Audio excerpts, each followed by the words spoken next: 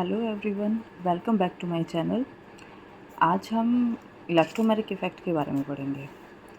इससे पिछली वीडियो में हमने इंडक्टिव इफ़ेक्ट को कवर किया था, सो आज इलेक्ट्रोमैग्नेटिक इफ़ेक्ट देख लेते हैं। Unlike inductive effect, electromagnetic effect एक टेम्परेरी इफ़ेक्ट होता है। Temporary effect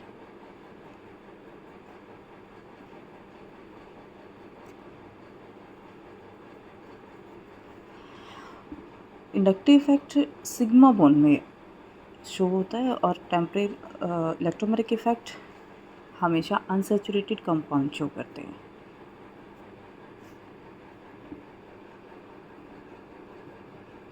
unsaturated compounds means जिसके पास डबल या ट्रिपल बॉन्ड होता है, उनको हम अनसैचुरेटेड कंपाउंड्स बोलते हैं।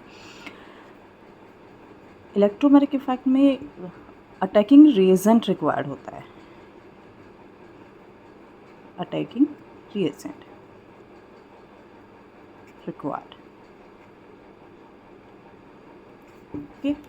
जैसे ही अटैकिंग रिएजेंट हम यूज़ करते हैं डबल और ट्रिपल बॉन्ड पे, तो ये इलेक्ट्रोमैग्नेटिक इफेक्ट शो करते हैं। और जैसे ही हम अटैकिंग रिएजेंट को विड्रॉ कर लेते हैं, तो ये वापस से कंपाउंड अपनी ओरिजिनल स्टेट में आ जाते हैं। इसी वजह से इन कंपाउंड्स को या इस इफ़ेक्ट को टेम्परेरी इफ़ेक्ट बोला जाता है। जैसे कि कोई भी हमारे पास डबल बॉन्ड है, कार्बोनाइल कंपाउंड है ये। जैसे ही हम इसमें कोई अटैकिंग रिएजेंट डालेंगे, कोई भी रिएजेंट ऐड करते हैं, रिएजेंट क्या होते हैं? Electrophile, nucleophile. जैसे ही हम इसमें कोई रिएजेंट ऐड करेंगे, ये जो डबल बॉन्ड है, पाई बॉन्ड जिसको हम बोलते हैं, ये शिफ्ट हो जाता है मोर इलेक्ट्रोनेगेटिव एलिमेंट की साइड और नेगेटिव, ठीक है। न्यूक्लियोफाइल रिएजेंट है, इस पर अटैक करेगा, ये इसमें ऐड हो जाता है। या फिर अगर आप चार्ज दिखाना चाहते हो सिर्फ, तो क्या होगा? माइनस प्लस, ये जो पाई बॉन्ड था ये ब्रेक हो जाता है माइनस और प्लस में। और जैसे ही हम रिएजेंट को विड्रॉ कर लेंगे वापस, तो ये अपनी ओरिजिनल स्टेट में आ जाता है। तो इसे हम क्या बोल सकते हैं कि इलेक्ट्रोमैग्नेटिक इफेक्ट हमेशा अटैकिंग रिएजेंट की प्रेजेंस में ही शो होता है। तो आप इसकी स्टेटमेंट बना सकते हो। क्या?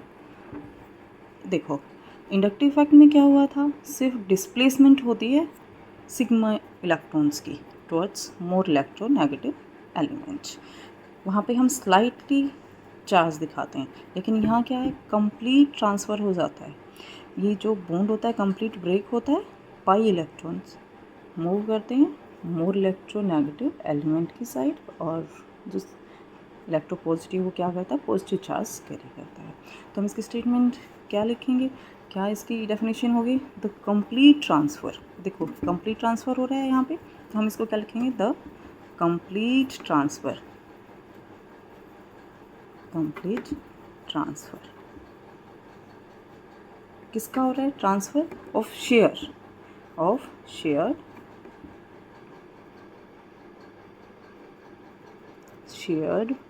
Pair of pi electrons, shared pairs of pi electrons किसके हैं? of a multiple bond,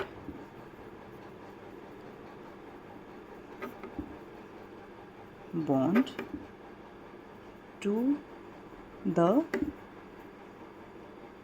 more, किस साइड जा रहे हैं? more electronegative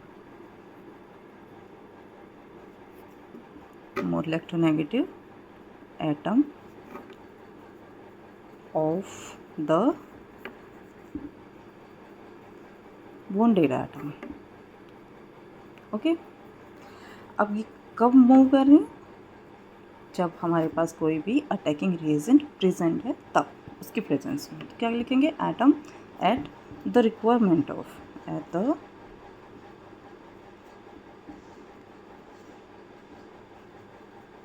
requirement of an attacking reagent, okay। attacking reagent is called electromagnetic effect, okay। देखो, अब हमें देखना क्या है कि हमारे पास पाई बॉन्ड वो कार्बन कार्बन के बीच में भी प्रेजेंस हो सकता है, कार्बोनाइल ग्रुप में भी, मतलब सेकेंड ग्रुप को एक एटम मोर इलेक्ट्रोनेगेटिव हो, यहाँ पे दोनों कार्बन है, दोनों की नेगेटिविटी सेम है, या फिर एक की नेगेटिविटी डिफरेंट हो, तो कहीं भी प्रेजेंट हो सकता है डबल बॉन्ड। अब हमें करना क्या होता है, जब हमारे पास दोनों डिफरेंट एटम हैं तो हमें इतना ज़्यादा सोचना नहीं होता। जब भी ये बॉन्ड शिफ्ट होता है किधर, जो जिसकी नेगेटिविटी ज़्यादा है वो नेगेटिव चार्ज कैरी करेगा और जिसकी कम है उसमें पॉजिटिव चार्ज आ सकता है। लेकिन इन दिस केस दोनों साइड हमारे पास कार्बन है और कार्बन होने की वजह से दोनों की नेगेटिविटी सेम है, तो हम माइनस प्लस कैसे लगाएंगे। जब हमारे पास कार्बन सिर्फ 2 हैं तो हमें इसमें भी कुछ सोचना नहीं है, एक पे माइनस एक पे प्लस किसी भी एक पे हम लिख सकते हैं। लेकिन अगर हमारे पास जो एल्कीन प्रेजेंट है या जहाँ डबल बॉन्ड प्रेजेंट है वो अनसिमेट्रिकल है, लाइक कार्बन।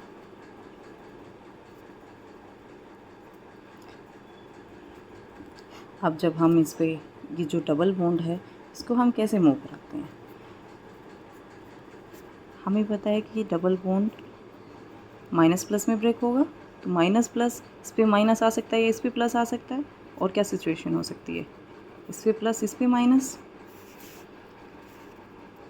माइनस और प्लस जब भी हम चार्ज लगाएंगे तो हम चेक करेंगे कि हमारे पास जो कार्बोकेटाइन बन रहा है, कार्बो एनायन बन रहा है, वो सेकेंडरी बन रहा है, प्राइमरी बन रहा है, उनका क्या स्टेबिलिटी क्राइटेरिया होता है। ओके, जैसे कार्बोकेटाइन हमें पता है टर्शरी, सेकेंडरी, प्राइमरी। टर्शरी ज़्यादा स्टेबल होता है as compared to secondary and primary. In this case minus ये बना हमारे पास सेकेंडरी कार्बोनाइन और ये क्या बना प्राइमरी कार्बोकेटाइन। यहाँ क्या बना सेकेंडरी कार्बोकेटाइन, प्राइमरी कार्बोनाइन। और हमें पता है कार्बोनाइन की स्टेबिलिटी क्या होती है, प्राइमरी, सेकेंडरी एंड टर्शरी। तो इसमें कार्बोकेटाइन भी लेस स्टेबल है, कार्बोनाइन भी लेस स्टेबल है। यहाँ पे कार्बोकेटाइन मोर स्टेबल है, कार्बोनाइन लेस भी स्टेबल है। तो हम किसको लेंगे, ये कंडीशन, इसको हम नहीं लेंगे। ठीक है, अब जैसे हमारे पास माइनस आई प्लस आई इफ़ेक्ट होते हैं, ऐसे ही प्लस ई और माइनस ई इफ़ेक्ट ये शो करता है। प्लस ई मीन्स जब आपके जो शेयरिंग में जो इलेक्ट्रॉन है, पाई इलेक्ट्रॉन है, वो अटैकिंग रिएजेंट की तरफ मूव करते हैं।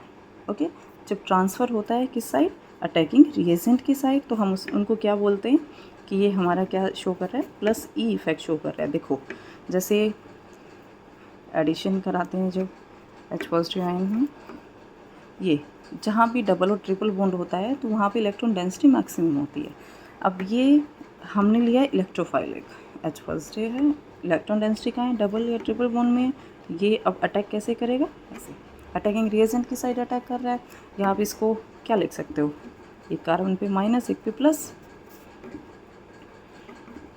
और हमारे पास क्या है H पॉजिटिव, तो ये नेगेटिव ये किस साइड मूव कर रहे हैं, H पॉजिटिव की साइड। मतलब अटैकिंग रिएजेंट की साइड जब कोई भी मल्टीपल बॉन्ड के पाई इलेक्ट्रॉन्स ट्रांसफ़र होते हैं तो हम उसे क्या बोलते हैं, प्लस ई इफ़ेक्ट।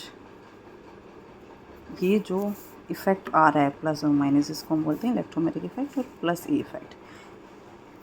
ये अपोजिट, जब ट्रांसफ़र ऑफ इलेक्ट्रॉन आपका अपोजिट होता है, मतलब जैसे कार्बोनाइल कंपाउंड है आपके पास कोई भी, और ये अटैकिंग रिएजेंट हमने लिया, जैसे ही ये इस पर अटैक करेगा तो ये जो पाई इलेक्ट्रॉन है किधर ट्रांसफ़र हो रहा है, ऑक्सीजन की साइड। मतलब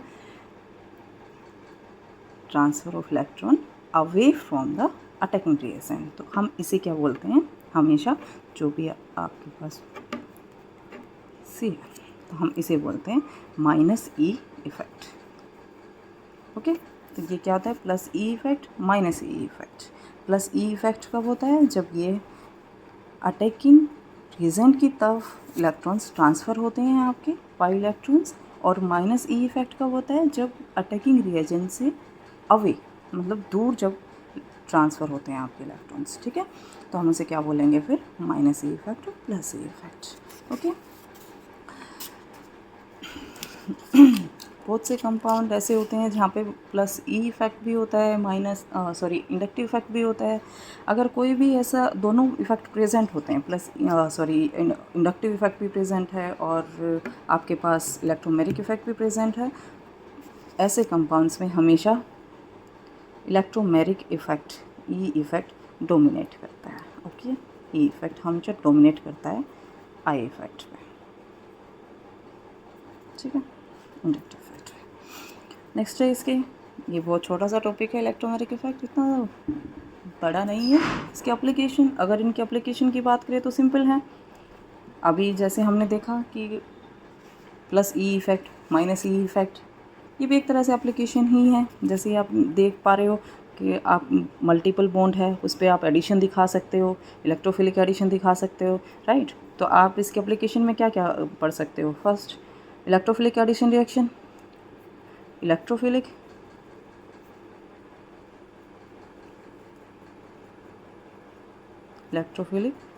addition reaction of unsaturated compounds, okay, involves electromeric effect। ऐसे तो अब जो हमने ऐड किया वो सब क्या था? इलेक्ट्रोमेरिक इफ़ेक्ट ही था। हम इसकी कोई भी एक रिएक्शन देख सकते हैं। आप अनसैचुरेटेड मोइटी लोगे कोई भी, और इस पर जब आप किसी भी इलेक्ट्रोफाइल का एडिशन कराओगे, कैसे होता है? सिंपल, ये हमने ली अनसिमेट्रिकल एल्कीन। आपके पास कंपाउंड, जैसे आपको पता है एडिशन रिएक्शन में इलेक्ट्रोफाइल, अगर आपको नहीं पता है कि ये बॉन्ड किस साइड से ब्रेक होगा, माइनस चार्ज कहाँ आएगा, प्लस चार्ज कहाँ आना चाहिए, तो आप कंपाउंड दो बनाओगे। आपके अकॉर्डिंग ये भी बनेगा, ये भी बनेगा।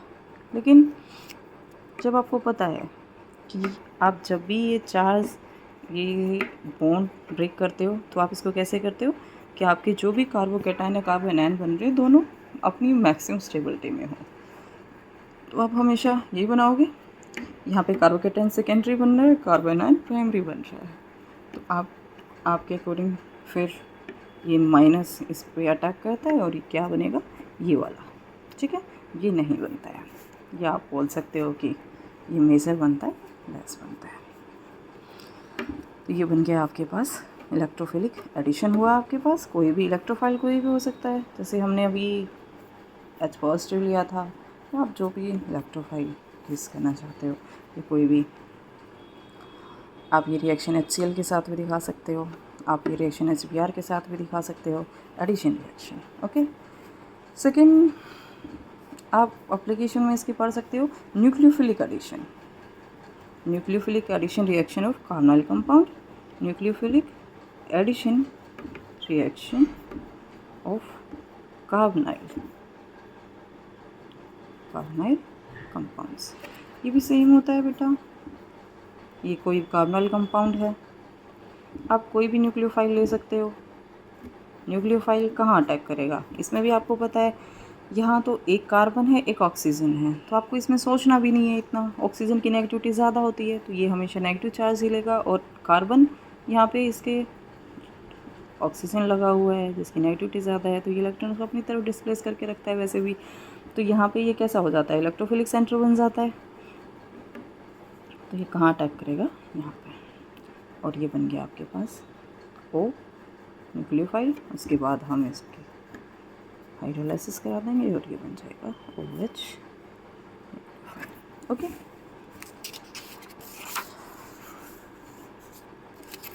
तो इलेक्ट्रोमेरिक इफेक्ट इलेक्ट्रोफिलिक एडिशन करा सकता है, मल्टीपल बॉन्ड पे न्यूक्लियोफिलिक एडिशन करा सकता है, कार्बोनाइल कंपाउंड्स पे इलेक्ट्रोफिलिक सब्स्टिट्यूशन करा सकता है, बेंजोनाइड्स पे जैसे अरेनियम आयन मैकेनिज्म होता है सेम, ये भी दिखाता है। ये कोई भी बेंजीन रिंग है, इस पर इलेक्ट्रोफाइल का एडिशन हो सकता है। क्यों?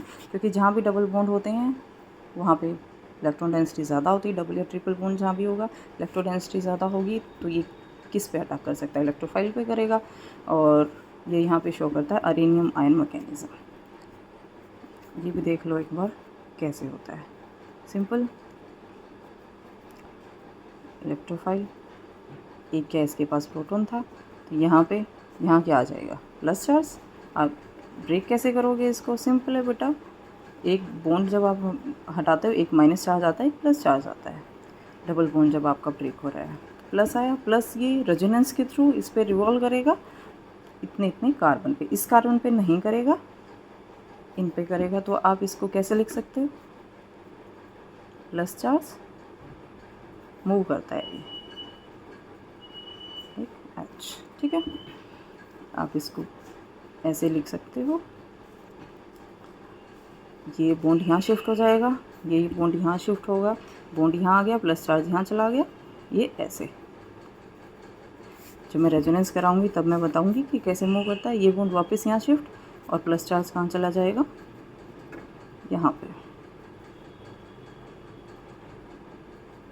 ये बन जाएगा ऐसे, ठीक। फिर क्या होगा, H पॉजिटिव यहाँ से रिलीज़ हो जाएगा अपने इलेक्ट्रॉन्स को छोड़ के, और ये बन जाएगा वापस से आपके पास एक